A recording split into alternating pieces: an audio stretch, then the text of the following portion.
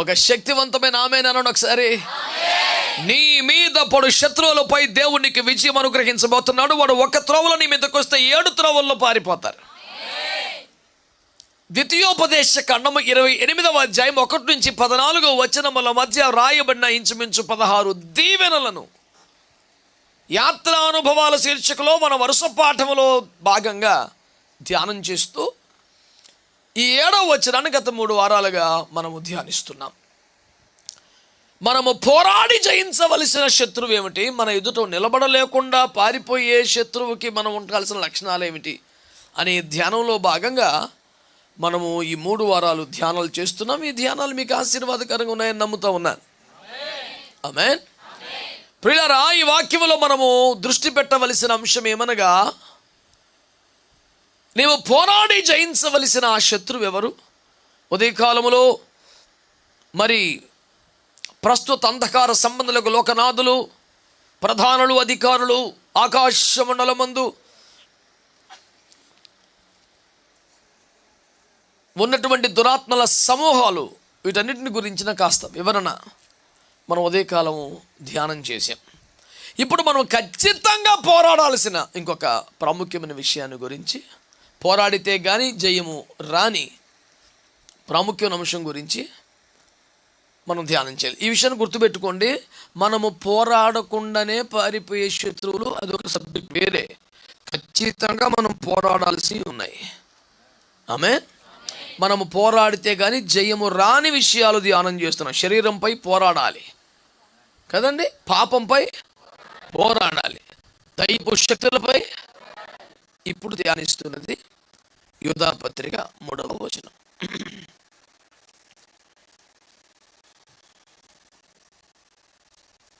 ప్రియులారా, మనందరికీ కలిగిన రక్షణ గురించి నీకు వ్రాయబడినని విశేష ఆసక్తి గలవాడై ప్రయత్నపడుచుండగా, పరిశుద్ధులకు ఒక్కసారి అప్పగింపబడిన బోధ నిమిత్తము మీరు పోరాడవలనని మిమ్మల్ని వేడుకొనుచు మీకు రాయవలసి వచ్చెను. తలలు పైకెత్తి నా వైపు చూస్తూ ఏకీభవిస్తూ శ్రద్ధగా దేవుని మాటలు వినాలి. ఆమేన్ అనండి. అపోస్తలుడైనటువంటి యూదా సంఘానికి లేఖ రాస్తున్నాడు. దాదాపుగా బైబిల్ ఎరిగిన వారికి తెలుసు, 60-90 మధ్యలో క్రీస్తు శకం 1వ శతాబ్ద కాలంలో రాసినటువంటి మాటలు ఇవి. మీరు బాగా పరిశీలన చేయాలి, నన్ను చూస్తూ వినాలి, విపరీతంగా రాసేసుకోకండి, హాయిగా ప్రశాంతంగా వినండి.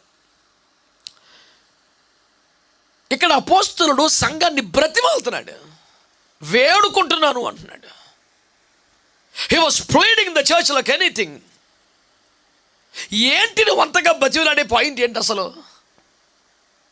2 ప్రాముఖ్య విషయాలు గుర్తుపెట్టుకోవాలి. ఒకటి, మనకందరికీ కలగబోయే రక్షణను గురించి మీకు వ్రాయవలని విశేష ఆసక్తి కలిగి ప్రయత్నపడుచుండగా, he was well prepared to teach and preach about the salvation which is going to receive. చాలామందికి రక్షణ ఎప్పుడూ అయిపోయిందన్న ఫీలింగ్, ఇంకా కొంతమంది ప్రబుద్ధులకైతే వన్స్ సేవ్డ్ ఎవర్ సేవ్డ్ అన్న ఫీలింగ్. ఒకసారి రక్షించబడ్డ జాబితాలో మన పేర్లుంటే అవి కొట్టివేయబడవు. ఏ పొరపాట్లు చిన్న చితక తేడాలు జరిగిన ఎలాగని తీసుకెళ్ళిపోతాడు యేసు ప్రభు.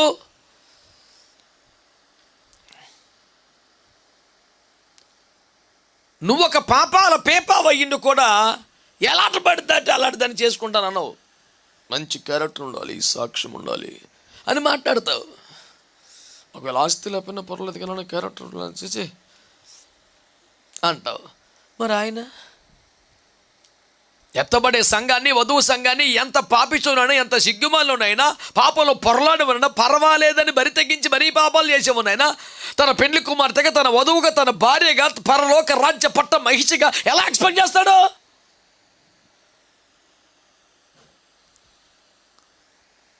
బుద్ధిహీనులు కొంతమంది క్రియలు పాత నిబంధనలో మాట్లాడుతున్నారు. మరి యాకోబు పత్రిక పాత నిబంధనలో ఉందా? పోనీ పాత నిబంధనలో ఉన్నటువంటి భక్తిని కొనసాగిద్దామంటే, ప్రకటన గ్రంథములో 7 సంఘాలు ఉంటే 7 సంఘాల్లో ఒక సంఘ కాపరిని పిలిచి ప్రభు మాట్లాడుతూ, నీకు క్రియలు లేవు అనలేదు, నీకు క్రియలు ఉన్నాయి కానీ అవి సంపూర్ణము కాలేదు కనుక నువ్వు మృతుడివే అన్నాడు. ఒక పాస్ట్ గారిని పట్టుకొని మాట్లాడాడండి, నీ క్రియలు నా దేవుని ఎదుట సంపూర్ణమైనవిగా కనబడలేదు కనుక నువ్వు మృతుడివే. సార్దీస్లో ఉన్న సంఘానికి కాపరిగా ఉన్న సేవకుడికి రాసిన ఉత్తరం అది. అతని దగ్గర ఏ అవలక్షణం లేదు, ఏ పొరపాటు లేదు, క్రియలు కూడా ఉన్నాయి, కానీ అవి కంప్లీట్ అవ్వలేదు, సంపూర్ణం అవ్వలేదు. ఏ ఒక్క పొరపాటు లేకుండా అన్ని సత్క్రియలు కలిగి అవి ఇంకా సంపూర్ణం అవ్వలేదన్న కారణంతో ఒకడు తృణీకరించబడి పక్కన పెట్టబడితే, అవలక్షణాలు ఉంటే, లోపాలు ఉంటే, బలహీనతలు ఉంటే, ఎఫెసులో ఉన్న సంఘ కాపరికి లేఖ రాసినప్పుడు ఏమన్నాడు? నీ మీద తప్పు ఒకటి మోపవలసి ఉన్నది, మొదటి ప్రేమ నువ్వు కోల్పోయావు అంటే ఏమన్నాడు? నువ్వు దొంగతనం ఉందా, వ్యభిచారం ఉందా, పాప ఏమి లేవు, ఫస్ట్లో ఉన్నటువంటి ఆ తీవ్రమైన ప్రేమ ఇప్పుడు లేదు అన్నాడు. ఆ బాటి దానికి ఏమంటాడు? నువ్వు మారు మనస్సు పొందితే సరి, లేకపోతే నీ దీపస్తంభం దాని చోటు నుండి తీసేస్తానన్నాడు. ఇదంతా కొత్త నిబంధన కాదా?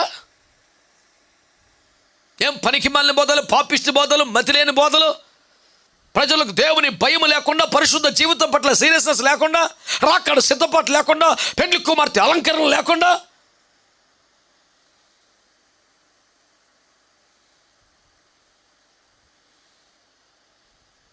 పబ్బం గడుపుకోవడానికి, గుంపును పోగేసుకోవడానికి, లోకంలో మేము పర్లేదని ఉనికిని చాటించుకోవడానికి పనికి మాలిన బుద్ధిమాలిన బోధలు చేస్తున్నారు చాలామంది.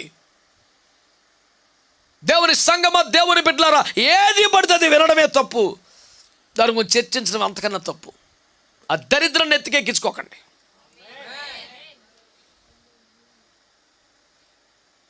చెప్పేవాడికి వినేవాడు లోకం అని ఏ చేతిలో బైబిల్ లేదా, రోజు చదవటం లేదా?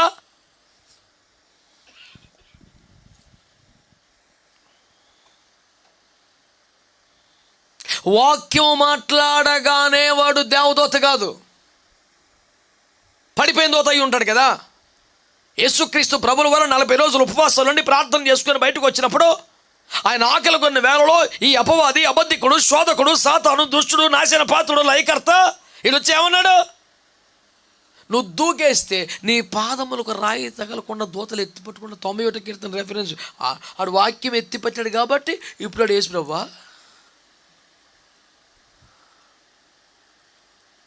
దుష్టుడు కూడా రెఫరెన్స్లో చూపిస్తాడు, సైతాన్ని కూడా వాక్యాలే పట్టుకొస్తాడు. వాడిని మళ్ళీ ఏం చేయాలి? వాక్యంతోనే జవాబు చెప్పాలి. అప్పుడు యేసు ప్రభు ఏమన్నాడు? ఇలాగూ రాయబడి ఉన్నది, ఇట్ ఈస్ రిటన్.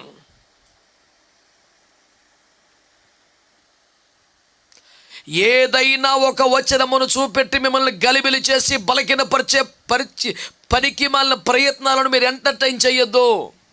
రోషంగా నిలబడండి. అసలు వినాల్సిన పని లేదు. నేను ఎప్పుడు చెప్పొద్దు అదే. ఆడెవడో వచ్చాడు, ముక్కు పరిచయలు కొత్త వ్యక్తి, అపరిచితుడు వచ్చి ఎవరి దగ్గరికి? అమ్మమ్మ దగ్గరికి. నిజమా? మీ దేవుడు తినొద్దన్నాడా? అసలు నిజమో అబద్ధం అసలు నువ్వు ఎవడురా అనాలిగా. నిజమండి, తింటూ మేము చచ్చిపోతాం ఉంటాండి. ఆడికంత జవాబు చెప్పే పని అండి. ఎప్పుడు పడితే వాళ్ళతో డిస్కషన్లో కూర్చుంటేనే దరిద్రం సగం వచ్చేది నీకు. అసలు నీకేం అవసరం? అసలు నిజమో అబద్ధం అసలు నువ్వు ఎవడురా? అసలు మా తండ్రి మీద మాకు చెడ్డ మాటలు చెప్తున్నావు, అసలు ఎవడురా నువ్వు అనొద్దా? మీ దేవుడికి ఏం ప్రేమ లేదు, ఏం కాదు, మీరు తింటే తెలివితేటలు వచ్చేస్తాయి, మీరు దేవతలు అయిపోతారు, మీకు ఆయనకి అలాగే ఇష్టం లేక మీరు ఎప్పుడలాగా అనిగిపడి ఉండాలి, చెప్పుకుంత రాయిలాగా తొక్కేద్దామని ప్లాన్ వేసి తినొద్దని వేసాడు. అంటే is it so? Then let me try. ఇంకా ట్రై ఏం లేదు, ఫ్రైయే ఏపేసాడు తీసుకెళ్ళి. ప్రసవ వేదన, గచ్చపోతలు, ముండ్లమోదు, తుప్పులు, నానా సావులు, గేట్లో కొత్తని మళ్ళీ తలిపేసి తాళమేసాడు. మళ్ళీ ఏ మొహం పెట్టుకుని త్వరపడుతున్నావురా? Don't entertain this useless discussions with senseless fellows. దేవునికి స్తోత్రం కలుగునగా. దేవునికి సన్నిధికి రాగానే దేవదూత కాదు, రెఫరెన్స్ చూపించగానే బేబచ్చన భక్తుడు కాదు. దేవదూతలు దేవుని సన్నిధిని కనబడు దినమున అపవాది కూడా వచ్చి, యోబు 1:5 ఆడు వస్తాడు. గుడికొచ్చిన వాళ్ళంతా దేవదూతలేం కాదు. మేమేమలా ఫీల్ అవ్వట్లేదు. దేవునికి స్తోత్రం. నువ్వెందుకు ఫీల్ అవుతున్నావు?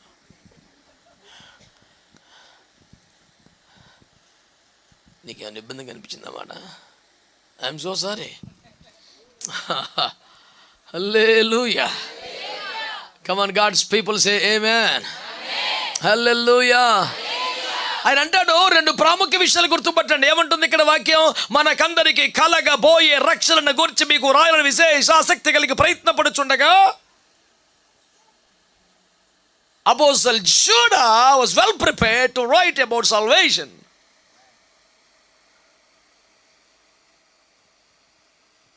యేసు ప్రభు ఎంట్రీ ఇచ్చా, పద్దాక రక్షణ చేయమని రాస్తావు, అబద్ధ బదులను పోరాటం చేయమని రాయన్నాడంట. ఆయన ఎంత ఫుల్గా ప్రిపేర్డ్ ఎప్పుడంటే సెక్షన్ గురించి, దాని గురించి పక్కన పెట్టేసి దీని గురించి రాయడానికి మనసొప్పగా ఒక్క పదం పెట్టేశాడు. యాక్చువల్గా నా టాపిక్ ఇది కాదు, రక్షణ గురించి రాద్దాం అనుకున్నాను, కానీ ప్రభు మధ్యలో ఇది చెప్పాడు, మరి ఏం చేయను అని. అంటే దాన్ని దాచిపెట్టలేనంతగా దైవజనుడు సిద్ధపడిపోయాడు. వాళ్ళు ఎలాగైనా సరే మనకు ఒక రక్షణ గురించి, మనం రక్షణ అంటే ఏనోడు అయిపోయిందని సాపు చుట్టేశాడు వీడు. ఏటైపోయింది వీడికి? ఎఫెసీ 2:8 తెలుసు. అక్కడ ఏముంది? మీరు విశ్వాసము చేత, విశ్వాసము ద్వారా కృప చేత రక్షించబడతాయి. You get saved by faith. సింపుల్గా తగ్గొచ్చాడు. మరి అది ఒకటే ఉందా బైబిల్లో? 1 కొరింథీ 1:18 రక్షింపబడుతున్న మనకు దేవుని శక్తి అన్నాడు. మనం ఇంకా రక్షింపబడుతూ ఉన్నాము మనము అని పౌలు గారు తనను కూడా ఇంక్లూడ్ చేసుకొని మాట్లాడితే, వీడు ఎప్పుడో గడ్డకెక్కేశాడు వీడు. పౌలు గారు ఇంకా రక్షింపబడుతున్నామంటే రోమాపత్రిక 13:11 ఏమన్నాడు? మనం విశ్వాసులమైనప్పటికీ రక్షణ ఇప్పుడు మనకు మరి సమీపంగా వచ్చింది. 1 పేతురు 1:5 ఏమన్నాడు? కడవరి కాలమందు ప్రత్యక్షపరచబడ్డకు సిద్ధముగున దేవుని రక్షణ మీకు కలగాలంటే విశ్వాసము ద్వారా దేవుని శక్తి కాపాడబడు వారి కొరకే అస్వాస్థ్యం ఉందన్నాడు. యోధాపత్రిక 5:1 ఏమన్నాడు? ఆయనే వారిని రక్షించిన తర్వాత నమ్మకం తగ్గితే, విశ్వాసం తగ్గితే ఆయనే వారిని చంపించడం ఉంది. వంశ సేవుడు ఎవరు సేవుడు? ఎవరో సేవుడు కాదు, ఎవరు సేవుడు. కుదురుగా ఎడితేనే అంతవరకు సహించిన వాడే. మార్కు 13:13 ఓ తేరగా పొలోమని వెళ్ళిపోతాక ఏంటో కొండం అనసందర్భంలో ఆకు సంపాదించినట్టు కాదు. ఇది మహిమ కలిగిన దేవుని సేవ అండి, దేవుని రాజ్యం అండి, కాపాడుకోవాలి.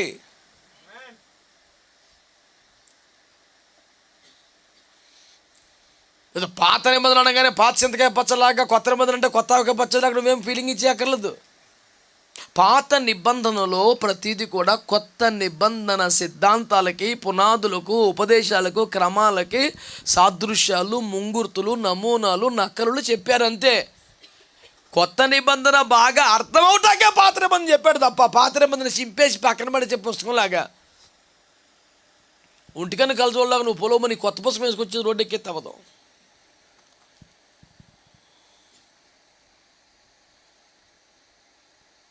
ఈ సోకాల్డ్ బ్యాచ్కి అసలు తెలిసావు తిన్నగా ఇవ్వరం. ఇప్పుడు ఫిలిప్పు నపుంసకుడనే ఆర్థిక మంత్రికి సువార్త చెప్పినప్పుడు ఎలా చెప్పాడు ఉన్న వాక్యంలో? యెషయా గ్రంథమును అనుసరించి సువార్త చెప్పాడు. సువార్త అనగానే 4 పుస్తకాలు ఎత్తుకో అక్కర్లే, ఎక్కడి నుంచైనా సువార్త చెప్పొచ్చు. మీరంత మౌనం పాటించక్కర్లేదు. శ్మశాన నిశ్శబ్దం నశించునుగా, అదే ఇలాగా ఉండిపోతారు. ఆమేన్. అంత ఇక్కడ బాగానే అవును అంటారు, ఆమె అంటారు, బయటలాడు. మరి అక్కడ ఎవరు చెప్పమని చెప్పగానే నిజమే, నాకు తట్టలేదు, తట్టలేదు, చేరలేదు అనుకుంటూ కూర్చోకు నువ్వు. మళ్ళీ అన్నీ మాట్లాడతావు. మనందరికీ కలగబోయే రక్షణ ఎవడు కలుగుద్దంట? విశ్వాసము ద్వారా దేవుని శక్తి చేత కాపాడబడు మీ కొరకు. ఎవడు కాపాడుకుంటాడో, ఆమేన్. ఆ కాపాడుకోవటం కోసం ఏం చేయాలట? 2 తిమోతి 4:7 ఏం చెప్పాడు? మంచి పోరాటం పోరాడి తిని విశ్వాసమును కాపాడుకో. అంటే విశ్వాసాన్ని కాపాడుకోవటం కోసం పౌలంతటి మహానుభావుడే, అపోస్తలుడే ఒక పోరాటం చేశాడు. ఏమక్కర్లేదు, ఏమక్కర్లేదు, వెళ్ళిపోతాం, ఆల్రెడీ వెళ్ళిపోయాం. ఇల్లు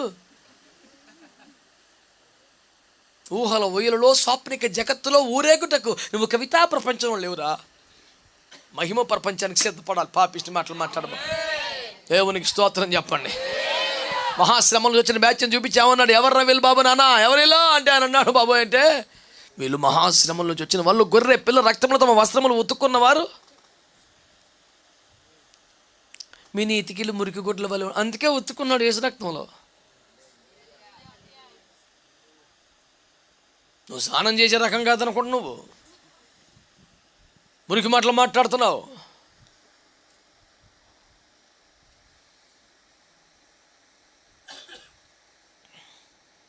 అసలు క్రీస్తు నెరుగని ఒక వ్యక్తి దగ్గరికి వెళ్ళి ఆయన నిజమైన దేవుడని, ఆయన సృష్టికర్త అని, నీకోసం ప్రాణం ఇచ్చాడని, తిరిగి లేచాడు, మళ్ళీ రాబోతాడని చెప్పి నువ్వు ఎంతమందిని రక్షణ నడిపించావు?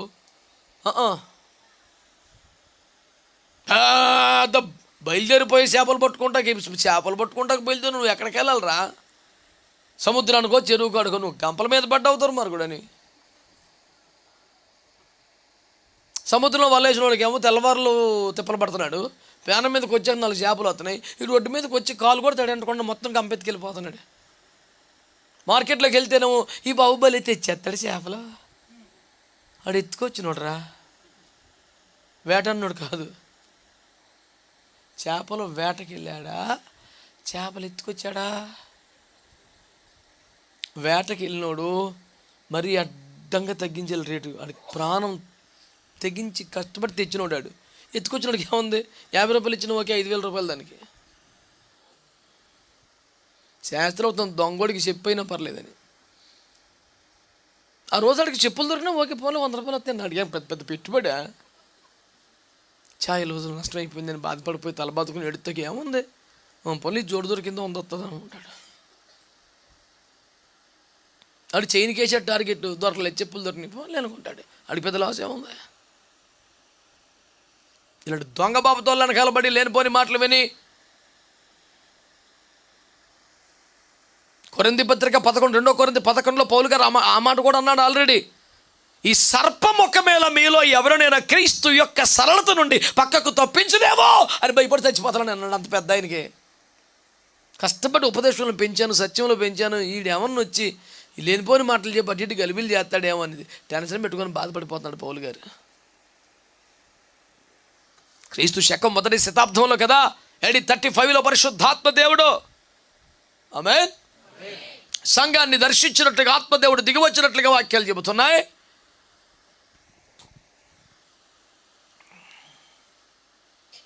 '65లోకి వచ్చేపాటికి 90కి వచ్చేపాటికి ఎట్ట తయారైంది? యోధా రాసిన కాలం ఇంచుమించు 65 అని చెప్తారు. I'm not sure about the date, approximately around 65 AD. అంటే ఈడిచి కొడితే 30 సంవత్సరాలు సంఘం పుట్టి, ఈ 30 సంవత్సరాలకు ఏమైపోయింది? పరిశుద్ధులకు ఒక్కసారి అప్పగించబడి బోధ కోసం పోరాటం చేయండి అంటే ఒక పెద్ద పోరాటం చేస్తే తప్ప ఆ బోధను కాపాడుకోలేని పరిస్థితి 30 ఏళ్ళకు వచ్చేసింది. 90 యోహాను రాసేపాటికి పట్టణ గ్రంథం 90లో ఏమన్నాడు యోహాను? తొయితేర సంఘానికి రాస్తూ ఏమన్నాడు? నువ్వు యెజబేలు ఆత్మను ఉండనిచ్చుచున్నావు, అది ఏమంటుందంట? విగ్రహములు కల్పించిన వాటిని తినవచ్చని, పర్వాలేదని నీ దాసులకు బోధించుచు. అది పాస్టర్లకి టార్గెట్ పెట్టించాడు. విశ్వాసాలు కదా, ఒకరికొకరికి ఎంతమంది చెప్పాలి? ఒక పాస్కాన్ని పడగొట్టించితే వీడు మనకి చేసుకొచ్చేస్తాడు వ్యాపారం అని, మల్టీ లెవెల్ మార్కెటింగ్ లాగా. వీడి చేతి ఎత్తాను, వీడి చేతి ఎత్తాను, చేయని ఎట్టేస్తాడు. ఇంకో మీరిద్దరిని చేర్చండి, వాళ్ళిద్దరిని చేస్తారు, వాళ్ళిద్దరిని చేస్తారు, వాళ్ళిద్దరు చేస్తారు, మొత్తం కట్టుకట్టుకెళ్ళి అందరూ పడిపోదాం. వాడెవడో క్లాక్ టవర్ మీద గడియారానికి బ్యాటరీ మారుతాకి ఎక్కాడంట, అందలేదంట. కింద ఒకడు ఎక్కి బుధాలకి ఎత్తుకున్నాడంట, అందిందంట లేదండి. ఇంకోటి వచ్చి ఈయన్ని ఎత్తాడంట. అలాగ 19 మంది ఒకరి మీద ఒకటి ఎక్కితే ఇంకా అందలేదు. ఇంకోని ఎక్కించాను, ఇంకో 19. అరే ఇంకా ఇంకో మనిషి కావాలంటే నేను కేకేసి కొత్త ఉన్నాను, కింద వెళ్ళిపోయాడంట.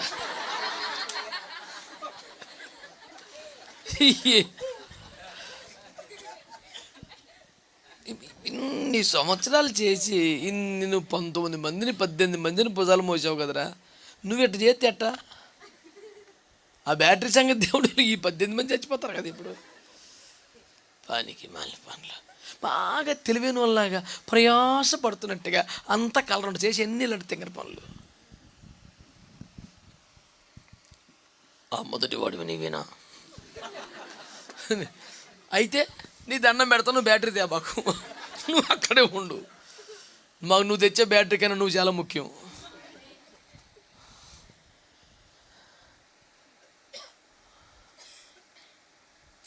పనికి మాలిన బోధలు తయారైపోయినాయి. అదంట యజబేలు ఆత్మ. యజబేలు ఎప్పుడు చచ్చిపోయింది? ఏలియా కాలంలో చచ్చిపోయింది. దాని రక్తం కుక్కలు నాకిని, కానీ దాని ఆత్మ పనిచేస్తుందంట సంఘంలో. యజబేలు ఏం చేసింది ఆ రోజున? అది చేసిన నిర్వాహకానికి ప్రజలు రెండు తలంపుల మధ్యలోకి వెళ్ళిపోయారు. అసలు యెహోవా దేవుడా, బయలుదేవత, కన్ఫ్యూజన్ వచ్చేసింది. ఏది సత్యమో, ఏది అబద్ధమో, ఏది కరెక్టో, ఏది తప్పో ఒక అయోమయానికి కారణం the spirit of Jezebel. The woman called Jezebel was died, but the spirit is working in the church. పోరాడితే కానీ బోధన దక్కించుకునే స్థితిలో 60s లో ఉంటే 90కి వచ్చేసరికి సంఘంలోకి యెజబెల్ ఆత్మ టెస్ట్ చేసుకొని సేవకులకి అబద్ధ బోధలు వేసే పరిస్థితి. ఇప్పుడు ఈ దినాల్లో ఇంక పరిస్థితి అంత ఘోరంగా ఉండదు. మీరు అర్థం చేసుకోండి. సత్యమైనది బహు దూరముగాను బహు లోతుగా ఉందనే పరిస్థితికి వచ్చేసింది. క్రైస్తవ యువత, దేవుని ప్రజలు ఈ విషయంలో రోషంగా ఉండద్దా? యేసు అనగానే ప్రేమ. యేసు అంటే సత్యం కూడా కదా. మాట్లాడరా? ప్రేమ పూర్ణుడు. మరి అదే మరి కృపాసత్య సంపన్నుడు ఎవరైతే? ఆయన ప్రేమలో ఓలలాటం కాదు, సత్యం కొరకు స్తంభములుగా నిలబడాలి. రోషం కలిగిన క్రైస్తవ యువతగా నిలబడాలి. అబద్ధ బోధలకు వ్యతిరేకంగా దేవుని వాక్య ఖడ్గమునెత్తేద్దామన్న వాళ్ళని తయారవ్వాలి.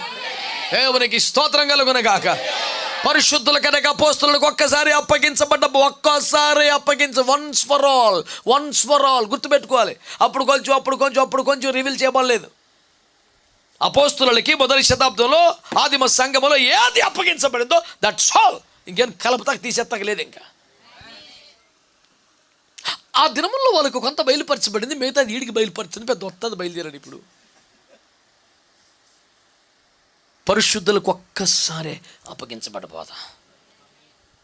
ఇంకా మళ్ళీ అందులో దాని ఎడిషన్స్ ఏముండవు, దానికి అమెండ్మెంట్స్ ఏముండవు, నువ్వు సవరణ చేస్తాకేముండదు. మాటికోసారి అద్దం ముందుకు వెళ్ళి పూసుకున్నట్టు కాదు, అక్కడ ఉండదు అలాగా. Once for all. దానికోసం ఏం చేయాలట? మనం పోరాడాలి. రిక్వెస్ట్ చేస్తున్నాను, మిమ్మల్ని వేడుకుంటున్నాను, బతిమాలుతున్నాను రా, మాకు సందాలు ఇవ్వండి, మాకు బట్టలు పెట్టండి, మాకు మాంసం పెట్టండి, మాకు ఒక గజం కొనండి, మాకు ఎపిసోడ్ స్పాన్సర్ చేయండి. ఈ రెస్ట్లీ ఒకడు అంటాడు కూటం పెట్టి, మీ ఊరు వచ్చి నేను అప్పుల పాలు, నిన్ను ఎవడు రామన్నాడు రా.